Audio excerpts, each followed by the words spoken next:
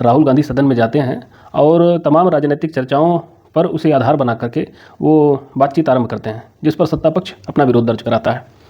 विरोध इस आधार पर था कि अभी ये कोई प्रमाणित स्रोत नहीं है, ये पुस्तक अभी प्रकाशित नहीं है, तो इस आधार पर आप इसे रेफरेंस के तौर पर आप सदन में इस्तेमाल नहीं कर सकते हैं। ये सदन के रूल्स एंड रेगुलेशंस के खिलाफ है, जो बातचीत जो बिल्कुल ठीक बात लगती है।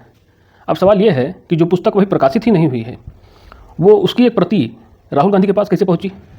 और ये पुस्तक एक आर्मी ऑफिशियल द्वारा लिखी गई है, पूर्व सेना प्रमुख द्वारा लिखी गई है, तो उसमें संवेदनशील जानकारियाँ हो सकती हैं। अभी डिफेंस मिनिस्ट्री के पास, गवर्नमेंट के पास ये क्लियरेंस के लिए गई हुई है, अभी रिव्यू में है, वहाँ से अभी क्लियरेंस मिला नहीं है। और इसके जो कॉपीराइट्स हैं पब्लिकेशन के, ये पेंगुइन रैंडम हाउस के पास है। अब उसके प्रकाशनाधिकारों का भी उल्लंघन हुआ है यहाँ पर, और उसके बाद राष्ट्रीय सुरक्षा के साथ भी खिलवाड़ किया गया है। तो ये दोनों प्रश्न उठते हैं, एक तो राष्ट्रीय सुरक्षा के साथ खिलवाड़, दूसरा प्रकाशनाधिकार का उल्लंघन। तो ये दोनों राहुल गांधी जी करते हुए पाए जाते हैं, क्योंकि पूर्व सेना प्रमुख जो हैं मनोज नारावनी जी, उन्होंने भी पुष्टि की है कि अभी कोई भी अंश इसका पुस्तक का किसी भी रूप में डिजिटल या फिजिकल फॉर्म में प्रकाशित नहीं हुआ है। यही बात जो रैंडम हाउस है, पब्लिशिंग हाउस, वो भी यही बात कह रहा है।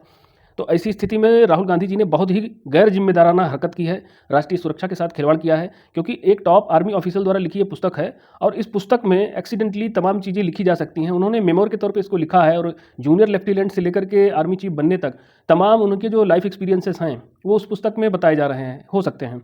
लेकिन फिर आप ये भी देखिए, टॉप आर्मी ऑफिशियल होने के नाते उनका गवर्नमेंट से इंटरेक्शन रहा होगा, इंटेलिजेंस एजेंसी से रहा होगा, फॉरेन आर्मी से रहा होगा, तो बहुत सी डिप्लोमेटिक डिसीजंस हुए होंगे, पॉलिटिशियंस के टच तमाम चीज़ें रही होंगी। तो इन सब चीज़ों के मद्देनज़र जब तक इसका प्रॉपर रिव्यू ना हो जाए, क्लियरेंस ना मिल जाए, तब तक इसे पब्लिकली इस पर कोई डिस्कशन नहीं होना चाहिए, क्योंकि ये जो हमारे हॉस्टाइल कंट्रीज़ हैं, जो हमारे शत्रु देश हैं, वो इसका दुरुपयोग कर सकते हैं।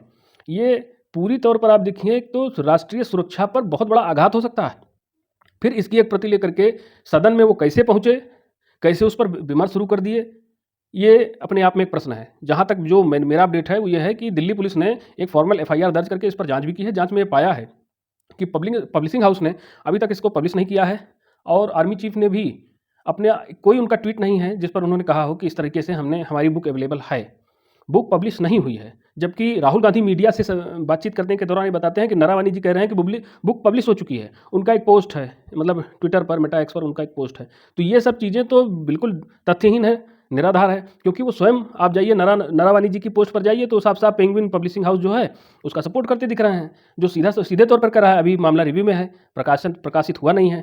तो मेरी शासन से ये अपील है कि ये एक संवेदनशील मुद्दा है, और इस पर जो है एक जांच कमेटी बिठा करके, राहुल गांधी हो या कोई भी हो, कोई भी व्यक्ति देश से बड़ा नहीं है, देश की सुरक्षा के साथ जो खिलवाड़ करेगा उसके विरुद्ध कठोरतम कार्रवाई की जानी चाहिए।